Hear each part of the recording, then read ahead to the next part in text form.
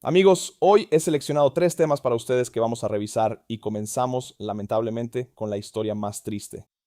Es un crimen de guerra ruso. Han estado cometiendo este crimen de guerra específico durante, diría yo, años. En ciudades del sur de Ucrania bajo control ucraniano, como Gerson y Mykolaiv, está ocurriendo algo que llaman safari con drones contra civiles ucranianos o safari ruso con drones. Como sugiere el nombre, son operadores rusos de drones FPV quienes cazan civiles ucranianos en las calles de Gerson o Mykolaiv u otras ciudades cercanas a la línea del frente, y normalmente no se los muestro, aunque sucede casi todos los días. No puedo o no voy a ignorar este caso específico. Vamos a verlo juntos para que al menos sepas lo que está pasando. Mucha gente decide no hablar de esto porque YouTube realmente no permite mostrar mucho aquí, así que algunas personas podrían no saber que esto está ocurriendo. Pero te lo mostraré ahora para que todos entendamos lo mismo. Este hombre aquí es un vendedor de verduras ucraniano de 52 años, vendedor o comerciante. Él tiene sus verduras o mandarinas o lo que sea que vendas en verano en Ucrania, así en la calle, en estas cajas. Es bastante común hacer eso. Manejas tu auto, abres las cortinas, sacas las cajas y la gente las compra si pasa por ahí. Y luego pasa esto. Esto de aquí es un dron ruso. Esto no es una línea de frente. Esto no es una batalla en curso entre fuerzas armadas. Este es un civil y este es un operador de dron ruso en algún lugar detrás del frente ruso, simplemente cazando a este civil, viendo que estos son vegetales y no como granadas o kalashnikovs o lo que sea que él crea que son vegetales. Y el hombre está corriendo por su vida, dando vueltas alrededor de sus autos, muy parecido al safari de bisontes a finales de 1800 en los Estados Unidos de América, cuando disparaban a la mayoría de ellos solo desde trenes por diversión. Ni siquiera recogían los cadáveres. Esto es un safari humano realizado por los operadores de drones rusos. Y da en el blanco. Deliberadamente caza a este civil que vende verduras, a este hombre ucraniano, un civil ucraniano inocente. Todos los medios de comunicación en Ucrania difundieron esto, y luego los medios occidentales empezaron a difundirlo también. Este es un crimen de guerra muy bien documentado que los rusos han estado cometiendo desde hace años, de hecho, ha estado ocurriendo sin parar durante años. Así que los rusos sintieron que necesitaban reaccionar de alguna manera porque ahora todos en Occidente también están hablando de esto. Así que inventaron una historia, se las voy a leer. Este es uno de los canales rusos de Telegram. Amigos, así no tengo que levantarme varias veces. Allí, los ucranianos están circulando un video sobre un ataque a equipo de doble uso. Este vehículo ha estado involucrado en la entrega de carga de doble uso y los conductores están en contacto activo con las Fuerzas Armadas ucranianas, la milicia, los militantes. Los comerciantes manejan la logística de la carga de doble uso, bla, bla, bla, y al final dice: seguimos, el cerdo está vivo, refiriéndose al hombre extremadamente afortunado, un hombre de 52 años que sobrevivió a esta explosión de dron. O sea, eso realmente no pasa. Es un tipo muy afortunado. O sea, esta última frase lo dice todo. El cerdo está vivo. Así es como se sienten al respecto los rusos, tratando de inventar algún tipo de historia de que él estaba vendiendo como, no sé, armas o drones en la calle a personas que pasaban por ahí. Era un comerciante de verduras, supongo que un comerciante de frutas, si es en el sur de Ucrania, en la calle. Y de hecho, me alegró ver y me sorprendió ver que Ryan Macbeth, sí, el propio Ryan Macbeth, hizo personalmente la geolocalización de este video. Eso te muestra lo importante que es este video. Así que gracias, Ryan, por hacer esto. Estas son escenas del video grabadas junto a la cerca y esto es alrededor de una zona muy grande. Aquí es probablemente donde ocurrió el ataque. En Google Maps es una foto antigua donde hay pasto aquí. Ahora mismo no hay pasto, solo había tierra. Puedes ver las coordenadas, puedes ir a revisarlo si quieres. Y aquí es donde fue grabado. Gracias, Ryan, por hacer el trabajo de Dios. Además, un hombre extremadamente afortunado, la víctima. La gente normalmente no sobrevive a estas explosiones de drones cuando los cazan tan de cerca, tan directamente. Él sí sobrevivió. Debes tener un gran ángel guardián, ángel guardián. Veamos qué tiene que decir, cuál es su título, cuál es la historia. Apenas nos estábamos empezando a instalar, o sea, a montar nuestro puesto. Apenas pusimos la sombrilla y yo estaba sacando las cajas. Mi esposa también estaba ahí. Y entonces, bueno, ¿por qué están tocando el claxon? Preguntando como, ¿por qué otras personas están tocando el claxon a mi alrededor? Ni siquiera puedes verlo hablando sobre el dron. Afirmó que salió volando de algún lugar detrás del mercado, justo de esos arbustos, volando solo.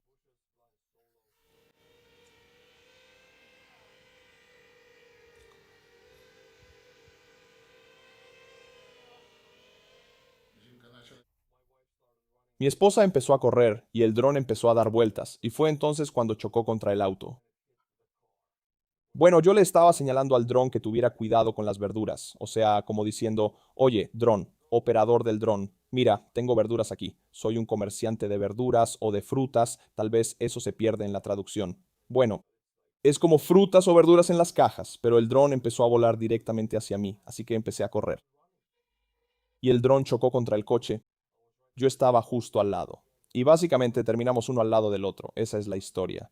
Elegí este en específico porque hay videos, hay un sobreviviente, hay una reacción rusa y todos están hablando de eso. Así que espero que muchas más personas hablen de ello. Aunque esto ha estado ocurriendo durante años, a veces se necesita una historia muy específica para que la gente lo sepa, lo reconozca o lo vea. Así que espero que esta historia llegue a la gente y que todos reconozcan que Rusia es un estado criminal. Están cazando a civiles que intentan sobrevivir vendiendo verduras o frutas en las ciudades del sur de Ucrania. Más adelante en este video, este hombre dijo que este auto probablemente era una de las únicas cosas que poseía y ahora ya no lo tiene. Así termina esa historia por ahora, seguiremos cubriéndolo en los próximos videos. Pero ahora elecciones en Rusia. Sé que es un gran salto, pero se acercan. El 20 de septiembre, de hecho, en un mes y medio, habrá elecciones para la Duma estatal, que es el parlamento ruso en Rusia. La gente elegirá. ¿Y han estado montando esta farsa democrática desde entonces? Ya sabes, 1991. Incluso en la Unión Soviética había algún tipo de elecciones que hacían para aparentar. Traje este tema porque a medida que se acercan las elecciones, la gente en la calle empieza a hablar y la gente en la calle empieza a entrevistar a otras personas y la gente dice mucho más lo que piensa o si vota o no vota, lo que piensan sobre Edina Raisia, que es el partido gobernante Rusia Unida. Y esto es muy diferente a las elecciones anteriores o a las 5 elecciones previas en las que Putin ha estado liderando este país, porque los rusos ahora han estado sintiendo el dolor de esta guerra por primera vez. En el último año, los ucranianos han llevado los incendios, las explosiones y el dolor a las puertas de Rusia. Veamos cómo estos dolores han afectado a las personas que eligen a los miembros de la Duma. ¿Planeas votar por el partido Rusia Unida en las elecciones de septiembre? No. ¿Vas a votar en las elecciones de la Duma estatal en septiembre? No lo haré. ¿Por qué? Porque nos estafan a cada rato. Solo hay unos malditos estafadores allá arriba. En general, no. ¿Por qué no? No confío en el gobierno. ¿No crees que las elecciones serán justas y transparentes? O sea, gane quien gane, siento que nada va a cambiar. ¿Planeas votar por Rusia Unida? No. ¿Por qué? No creo que ni siquiera necesite comentar. Y esto es bastante común entre los rusos. Dicen, no voto o siento que no hay cambio o soy apolítico. Y cuando les pides un comentario, dicen, no comento y se van. Es un comportamiento muy ruso. Todavía tienen bastante miedo de hablar, bastante miedo de mostrarse. Simplemente dicen que no porque son apolíticos, tal vez, o porque no confían en el gobierno, y eso es todo. No va a haber ningún análisis al respecto. No va a haber ninguna discusión al respecto. Se alejan. Eso se les ha inculcado desde que Putin está en el poder. Por cierto, no era así durante los años 90 cuando probaron la libertad en la época de Boris Yeltsin. Aunque fue una época horrible económicamente para Rusia, había raíces de democracia y la gente sentía que sus votos significaban algo. Los votos en los años 90 estaban mucho más cerca de la democracia que ahora, y la gente participaba en política de forma bastante masiva, de hecho. Pero esto se les ha arrancado de raíz, en sus mentes arrancado de raíz. No hablas de esto, no das respuestas, te alejas. Esto es lo que vemos aquí, y es propaganda rusa, los engranajes funcionando en sus cabezas. Hacen la pregunta e inmediatamente se alejan. No, no comento. Si fueras a votar, ¿apoyarías al partido gobernante? Rusia Unida. Lo dudo. ¿Por qué? No hacen mucho bien por la gente. ¿Es difícil recordar algo bueno? Sí. Bueno, ya sabes, no se me ocurre ni un solo ejemplo de algo bueno que hayan hecho. ¿Cuáles son los resultados de Rusia Unida? En los 26 años que Putin ha estado en el poder, es el partido de Putin. Si lo ves en el contexto de todo este rollo geopolítico, es un completo desastre en todas partes. Probablemente es la respuesta más honesta y realista que hay. Es un desastre, siempre lo ha sido. Pero desde que la vida de los rusos mejoró en los últimos 15 años de 2000 a 2015, a los rusos no les importaba. De hecho, amaban a su zar porque podían amar a Putin. Necesitan que ese puesto esté ocupado en su mente, ese líder, y su vida mejoró. Así que no necesitaban participar en la política y su vida seguía mejorando. Eso cambió. Ahora todavía tienen ese puesto en su mente, pero su vida ya no está mejorando. Hay una desconexión ahí. Sí, no salen a la calle a protestar, pero todos sienten esa desconexión. Se supone que esto me debe gustar, todo es una mierda, y hay este tipo al que se supone que debo amar, como que ya no lo amo, así que puede sentir este dilema en su cabeza. No les enseñan a participar en la política, pero hay algo dentro, una fuerza que los empuja hacia eso, y esta propaganda rusa es ese muro en su mente que no pueden atravesar. Entonces, hablando de estas elecciones, ¿qué hacen en Rusia cuando el líder, el zar, visita cierta ciudad o lugar? Krasnoyarsk, por ejemplo, el 4 de agosto fue cuando Putin visitó Krasnoyarsk, está en Siberia, está en el lejano oriente. Bueno, algo muy peculiar sucedió cuando él visitó, porque por ese solo día, de la mañana a la noche, los precios del combustible se redujeron un 30%, alrededor de 25 rublos estaban por encima de 100, ahora están como en 67, 63, 96. Las bajaron. Entonces, Putin llega a Krasnoyarsk y dice, wow, miren, precios bajos, lo estoy haciendo bien. Sube al escenario y dice, oigan, precios bajos, nos va muy bien, todo está bien, ¿de qué se quejan? E inmediatamente cuando Putin se fue, los precios volvieron a sus niveles reales. Son 91, 97 y eso es una gran diferencia para los rusos. Así que le están montando una farsa y la gente ve esto y dice que el zar no sabe, el zar no sabe. Supongo que hay un poco de verdad en eso, no sabe porque le hacen esta farsa, pero siempre olvido quién fue el que creó este sistema de mentiras y engaños. Fue el zar. Te presento a un hombre, un analista militar ruso, Maxim Klimov, que ahora empieza a hablar, poniendo su vida en peligro y recibiendo amenazas como muchos rusos hacen hoy en día. Míralo, te mostraré un minuto de su discurso. No hay duda de que los principales líderes del país no tienen una visión objetiva de lo que está pasando, lo que significa que el zar no lo sabe. Pero esto no es todo, este tipo lo expone un poco más, porque francamente lo que dice es profundamente preocupante debido a la enorme brecha entre lo que realmente está pasando y la manera en que los líderes principales ven la situación. Por un lado, como dicen, el zar no lo sabe. Escúchalo de boca de un ruso. Pero por otro lado, discúlpame, ¿no fue el propio zar quien creó todo este sistema de engaño total, mentiras y demás? O más bien, no fue creado solo por él, sino con su participación activa. Y ahora el entrevistador dice, veo que te está costando encontrar las palabras para responder estas preguntas, como que podrías estar teniendo problemas aquí. Ya sabes, la propaganda empieza a funcionar. Este tipo está hablando demasiado. Vamos a ver. Podrías estar teniendo problemas. Sigamos adelante. Mira esto. ¿Qué dijiste? No tengo ningún problema en decirlo abiertamente. Y aquí viene. Esta es la sentencia de ejecución o... Ahora no ejecutan a la gente, a los civiles en Rusia. Normalmente los mandan a la guerra o a la cárcel. ¿Es Vladimir Vladimirovich Putin un líder fuerte? No, no lo es. Es un líder débil. Ya no es solo el séquito del rey bailando a su alrededor, como dice el dicho. Ahora son las propias personas en ciertas facciones del Kremlin, como las estructuras de la administración presidencial. Así que este tipo empieza a hablar en esta entrevista. Temas muy peligrosos, la verdad que en Rusia todavía no se castiga con la muerte. En algunos casos, sí, pero normalmente es en el frente o en la prisión. Y el entrevistador, esta cara que pone justo aquí. Esto es cuando te sientes muy incómodo porque la persona a la que entrevistas dice la verdad. Eso duele. Mira esa cara. Sigue mirando esa cara. No cambia durante un buen rato, incluyendo a aquellos detrás de una serie de nombramientos controvertidos, como el nombramiento del jefe de la Dirección de Entrenamiento de Combate y de las Fuerzas Aeroespaciales, el coronel general Chaikov.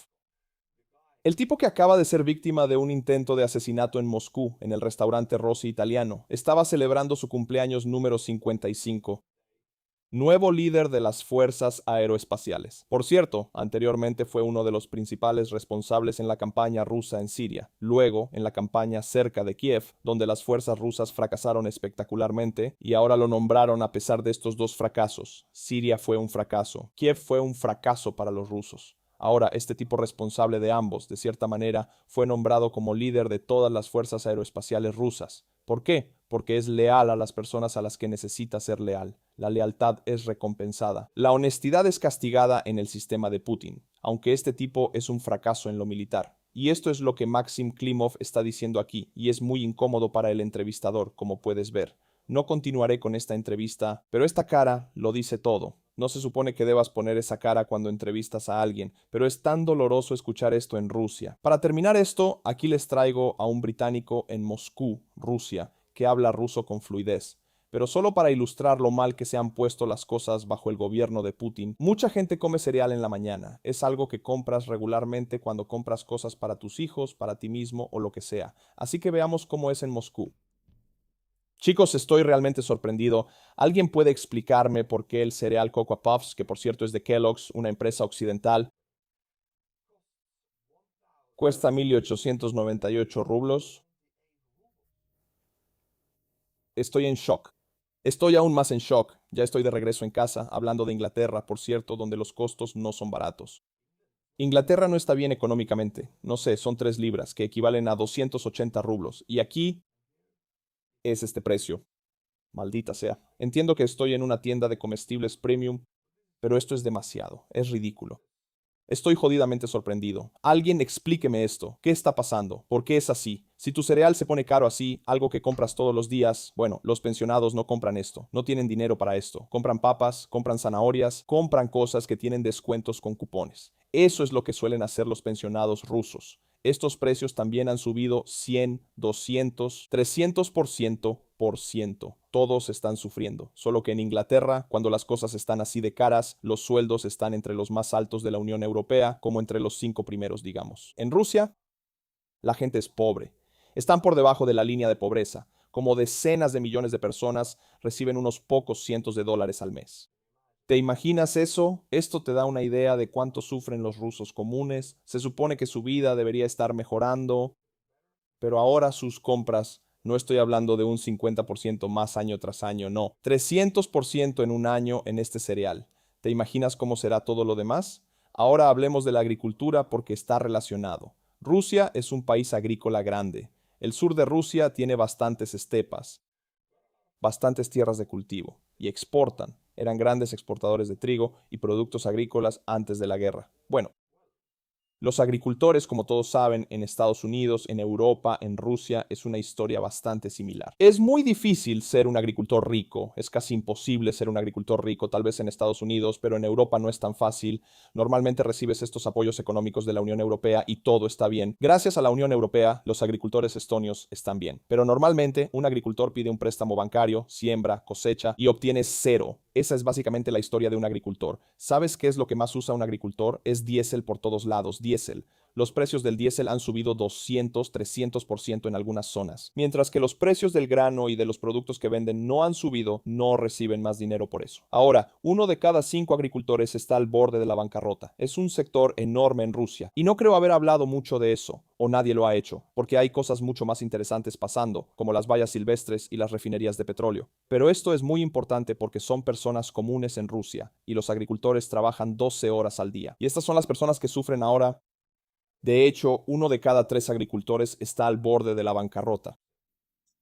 Los primeros cultivos en hileras finalmente han empezado a venderse y lo más probable es que sean los últimos durante bastante tiempo. En la región de Rostov, el trigo de invierno se vendía a 16, 17 rublos por kilogramo, lo cual es muy barato. Ayer, nuestro grano fue aceptado a solo 12.5 rublos por kilogramo, lo que es prácticamente un tercio de tus gastos. La agricultura ha entrado en una situación crítica. Debido a los precios de compra históricamente bajos, parte de la cosecha de este año ahora es más barato tirarla que cosecharla. El grano simplemente se está tirando al suelo.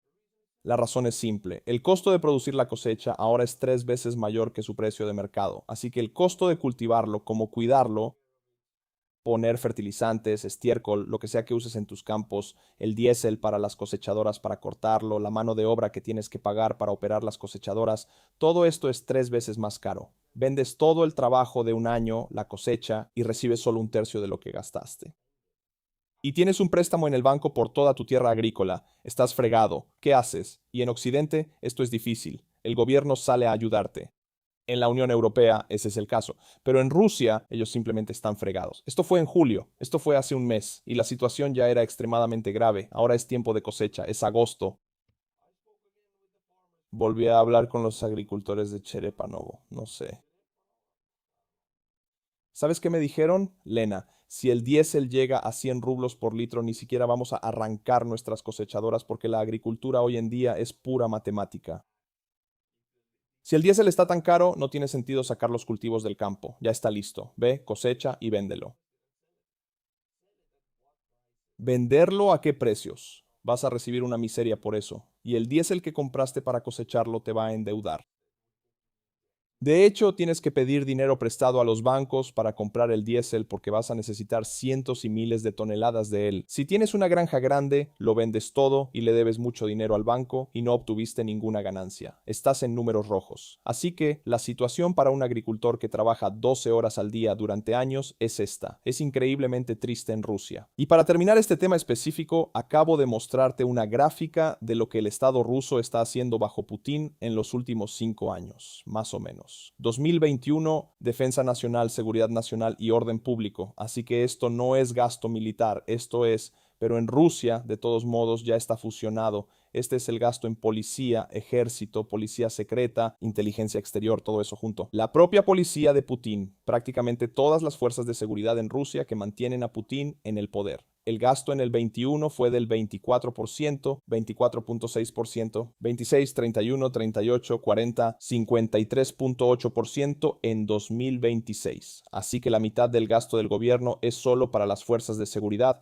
todo combinado, y puedes ver que esta tasa es el servicio de la deuda pública. Putin ha sido notoriamente astuto para pagar las deudas de Rusia o reducir la deuda nacional en los últimos 20 años y poner todo en su fondo de guerra. 300.000 millones en Rusia y otros 300.000 millones en Occidente que ahora están congelados. Estos 300.000 millones en Rusia, los activos líquidos prácticamente ya no existen, así que ahora están pidiendo prestado como locos para mantener este gasto, pero el servicio de esta deuda. Sé que este 9.2% no es mucho comparado con algunos países de la Unión Europea o incluso con Estados Unidos, si vemos los números reales allá. No es tan grande, pero va subiendo. Año con año sube. No hay manera de detener esto. Esto llegará al 20%. Esto llegará al 30% si es necesario. Y ahora, en total, el 63% de todo el gasto del gobierno va ya sea a las fuerzas de defensa nacional, seguridad, fuerzas o al pago de la deuda. Así que casi no queda nada para usar en beneficio de la gente.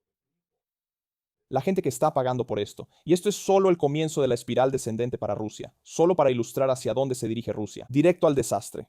Así están las cosas, amigos. Me disculpo por tener que empezar este video con noticias tan sombrías sobre los crímenes de guerra. Me alegra que el tipo haya vivido para contar su historia. Está vivo, está bien, pero tengo que hablar de estas cosas. Espero que no les haya arruinado el día, pero necesitan saber sobre estas cosas. Y estoy en esta posición para hacerlo gracias a ustedes. Nadie estaría viendo si estuviera hablando al viento, así que gracias por estar aquí, gracias por permitirme hacer esto, y seguiré trayéndoles estas historias que creo que necesitan conocer. Estoy en esta posición porque la gente ve y apoya en Buy Me a Coffee. Así que tenemos 4 nuevos miembros y voy a destrozar sus nombres por agradecimiento. Tenemos a Yacues aquí. Gracias Yacues, Bardopa. Así que Meona Anónimo, por supuesto. Y Pablo.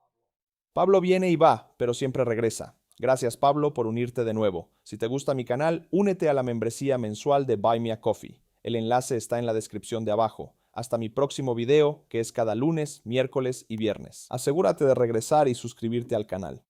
Y adiós.